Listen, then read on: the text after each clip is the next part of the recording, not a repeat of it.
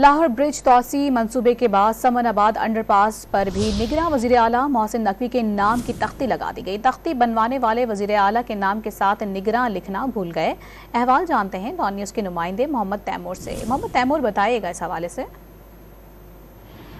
جی بالکل، عوام کو نئے سے نئے منصوبوں کو افتتاح کی خوشخبریاں جو ہے وہ دی جا رہی ہیں، مگر حکومت پنجاب اور لاہور ڈیولپمنٹ اتھارٹی جو ہے وہ مسلسل غیر آئینی اور غیر قانونی اقدامات پہ کی جو روش ہے وہ برقرار رکھے ہوئے۔ اس وقت میں سمن آباد انڈر پاس پر موجود ہوں، جس کا کچھ ہی دن قبل جو ہے وہ افتتاح کیا گیا تھا نگران وزیر اعلیٰ پنجاب محسن نقوی کی جانب سے۔ اگر ہمارا کیمرہ مین فاروق احمد آپ کو دکھا سکے تو یہ تختی جو ہے وہ لگائی گئی ہے، جس پہ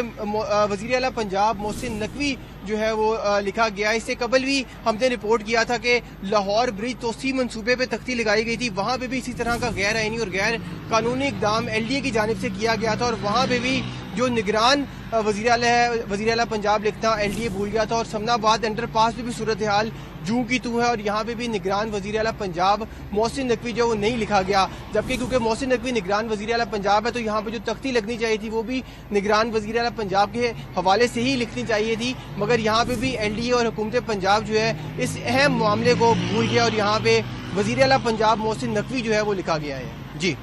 شکریہ محمد تیمور، آپ اپڈیٹ کر رہے تھے۔